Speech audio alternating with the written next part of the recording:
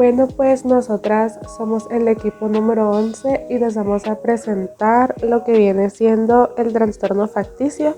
Nuestro equipo está integrado por López Algaraz Cristal Guadalupe y Valenzuela Lizárraga María Olga.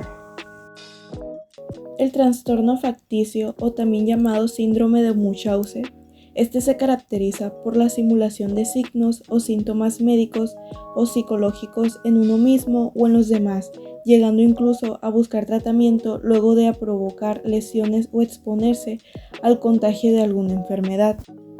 A su vez, una de sus características más importantes de este trastorno es que no existe una recompensa externa obvia consecuencia de la simulación de los síntomas médicos. Esto quiere decir que, por ejemplo, si una persona puede simular esta enfermedad para no ir a una reunión que le genera ansiedad o no está preparada, claramente el hecho de simular los síntomas se relacionan con evitar la situación específica, por lo que no podría diagnosticársele un trastorno facticio, ya que para ser diagnosticado la persona simularía los síntomas sin necesidad de querer evitar alguna simulación o recibir algún tipo de atención por parte de los demás. A su vez, el trastorno ficticio, las personas pueden tener condiciones médicas preexistentes. Sin embargo, pueden sobreexagerar los síntomas para que los demás las consideren enfermos. Por ejemplo, las personas podrían simular intentos de suicidio para exagerar los síntomas de una depresión. Y pues este trastorno se describió por primera vez en 1951 por el doctor Richard Archer bajo el título de síndrome de Munchausen y lo caracterizó como el abuso de consultas hospitalarias a raíz de falsos y significativos padecimientos que por sus características promovían estudios en ocasiones crueles y tratamientos médicos innecesarios. Y ya en 1980 se conoce el trastorno facticio por primera vez por la DSM-3 y se clasifica en tres tipos de trastorno facticio. El primero es con somantología psicológica, el segundo por somantología física y el tercero por trastorno facticio no identificado. Y pues ya en 2013 se hacen los cambios y queda como está actualmente, que el trastorno facticio está dividido por dos tipos de trastornos facticios, que son el trastorno facticio y el trastorno facticio por poderes. Este trastorno se divide en dos tipos. En el primero tenemos el trastorno facticio y el otro vendría siendo el trastorno facticio por poderes. El trastorno facticio es cuando la persona finge síntomas físicos o psicológicos sin ningún fin aparente. En este mismo espectro del trastorno facticio tenemos a el simulador, el cual es pues de suma importancia distinguir, ya que esta persona finge sus enfermedades con el fin de tener algún lucro. Un ejemplo de esto podría ser con el fin de tener alguna recompensa económica o evitar responsabilidades penales. Realmente este trastorno se divide en tres tipos de trastornos facticios, pero pues para mayor practicidad lo dividimos nada más en dos. El siguiente vendría siendo el trastorno facticio por poderes, en el cual el cuidador produce los síntomas a otra, comúnmente podría ser la madre al hijo, por lo general en estos casos a la que se le da el diagnóstico de la enfermedad del trastorno facticio es a la madre, pero también pues ha habido casos en los que el hijo mismo colabora en la producción de estos síntomas y pues en este caso al hijo se le diagnostica con el trastorno facticio y a la madre con el trastorno facticio por poderes. También, pues por dar un ejemplo del trastorno facticio por poderes, tenemos el caso de Gypsy Rose.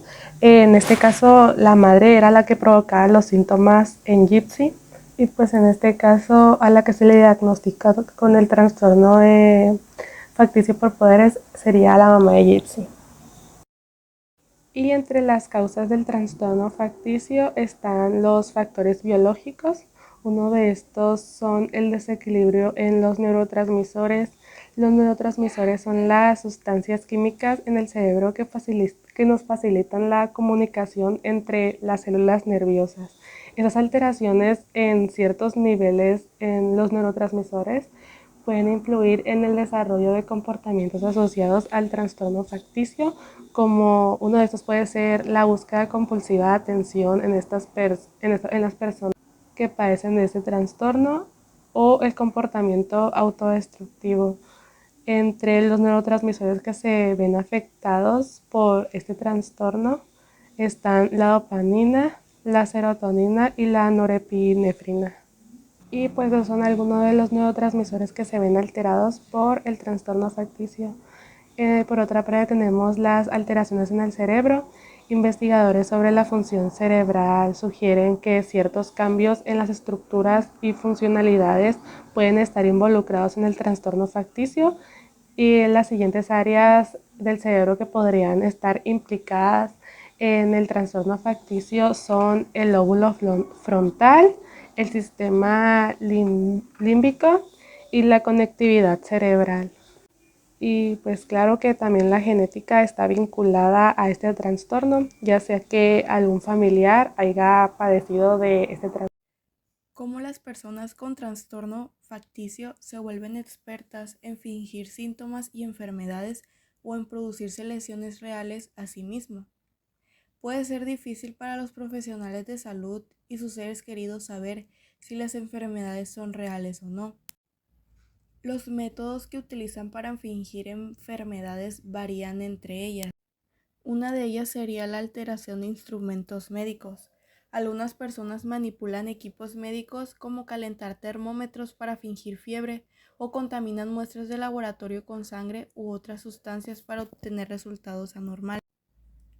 Otra sería exagerar síntomas existentes, ya que aunque tenga una afección real, puede exagerar los síntomas para parecer más graves de los que realmente están.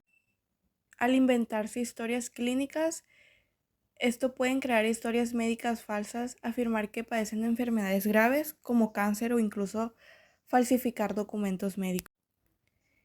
El causarse daño o lesiones, en estos casos más extremos se provocan lesiones reales. Unos ejemplos serían como inyectar sustancias dañinas, interferir en la cicatrización de heridas o tomar medicamentos para simular enfermedades graves. Las alteraciones metabólicas pueden ser un desafío clínico, pero ¿qué sucede cuando estas son inducidas intencionalmente? La hipoglucemia inducida, esto ocurre cuando un paciente administra insulina sin indicación del médico para simular una baja de azúcar en la sangre. Los médicos pueden identificar este caso analizando niveles altos de insulina exógena y niveles bajos de péptido C, un marcador que indica insulina producida por el cuerpo. En la anemia falsa, en casos de anemia falsa, el paciente diluye sus muestras de sangre para alterar los resultados. Esto genera discrepancia en los análisis de hemoglobina y volumen corpuscular medio, confundiendo el diagnóstico. En el caso de las infecciones recurrentes autoinducidas, estas se pueden identificar a través de cultivos bacterianos que revelan patógenos inusuales o contaminantes externos. En el caso de la deshidratación inducida, los pacientes inducen síntomas de deshidratación al limitar su consumo de líquidos o usar diuréticos.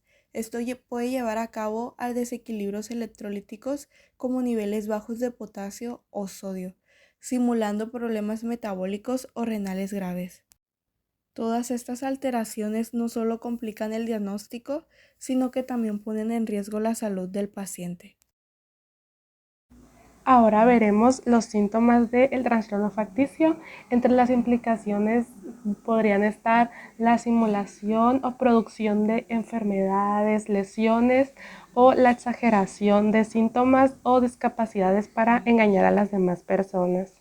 Y pues entre algunos de los síntomas o signos de este trastorno están que estas personas tienen amplios conocimientos en términos médicos y enfermedades, lo que es decir que estas personas conocen muy bien sobre la enfermedad pues que ellos están fingiendo, por lo que a los médicos les es mucho más difícil identificar que esta persona está fingiendo pues su enfermedad como tal. También otro síntoma o signo que nos podría ayudar a identificar que esta persona tiene el trastorno facticio es que siempre presentan síntomas vagos o contradictorios de la enfermedad que dicen tener. También sus afecciones empeoran sin razón aparente o no responden a las terapias habituales según lo previsto. También otro síntoma podría ser que por lo general estas personas buscan la atención de muchos médicos u hospitales diferentes, hasta incluso llegan pues a usar nombres distintos entre cada hospital que visitan. Estas personas ponen siempre como se resisten a que los médicos hablen con familiares o amigos por el miedo a que estos mismos puedan delatarlos. También por lo general las personas con este trastorno tienen de que múltiples cicatrices de varias cirugías que han tenido y pues esto también podría ser una evidencia de que la persona tiene el trastorno. Pero pues como dije al principio, estas personas son muy buenas fingiendo sus enfermedades, por lo cual nos hace de que muy difícil identificar que en realidad sus síntomas forman parte de este trastorno o de alguna enfermedad mental El grave. diagnóstico se basa principalmente en la identificación objetiva de los síntomas que se inventan, más que en la intención o motivación de la persona para hacerlo. Un médico puede sospechar de un trastorno ficticio cuando la historia clínica de la persona no tiene sentido o no existe ninguna razón creíble para una enfermedad o lesión. Si buscamos ayudar a determinar si alguien tiene un trastorno ficticio, los médicos hacen lo siguiente. Realizan una entrevista detallada, requieren expedientes médicos anteriores, trabajan con los miembros de la familia para obtener más información si el paciente da su permiso, también realizan las pruebas necesarias para tratar posibles problemas físicos. El diagnosticar un trastorno no solo es un desafío médico, sino también ético, y esto requiere un enfoque cuidadoso y colaborativo para proteger al paciente, entender sus motivaciones y ofrecerle ayuda que realmente necesite. Bueno, pues en esta tabla podemos observar pues algunos de los indicadores para el diagnóstico del síndrome de Munchausen por poderes. Es una tabla pues en la que se muestra muy específicamente los signos de síntomas en el niño y en el perpetuador. Bueno, pues uno de los síntomas que presenta el niño que vienen pues aquí en la tabla es que es de difícil encasillamiento en un cuadro clínico específico. Esto se refiere a que los síntomas que da el perpetuador no concuerdan con el cuadro clínico de la enfermedad que dicen tener. Otro signo que se menciona aquí es que el niño presenta síntomas de inexplicada presencia. Esto quiere decir que el perpetuador, los síntomas que dice el perpetuador que el niño tiene, pues no hay forma de comprobarlos. También otro signo es si el niño tiene antecedentes de muerte infantil no aclarada o miembros que alegan tener diferentes enfermedades graves.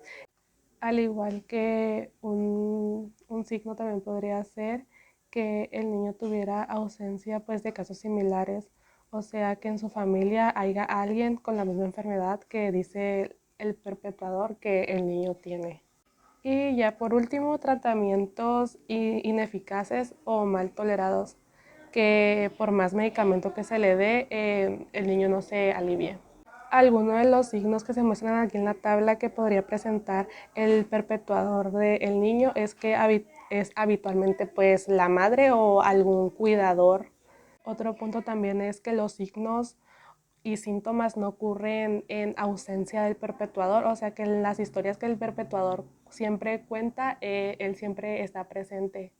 También aquí se menciona que el perpetuador pues rehúye a dejar al niño solo en el hospital por miedo pues a que los mismos doctores se den cuenta de que el niño está bien. Y pues ya uno de los puntos más importantes siento yo que debería de notar el médico es que el perpetuador tenga presencia de trastornos Como conclusión, este psiquiátricos. trastorno requiere un enfoque en la experiencia clínica con una profunda comprensión de los factores tanto psicológicos y biológicos que lo sustentan.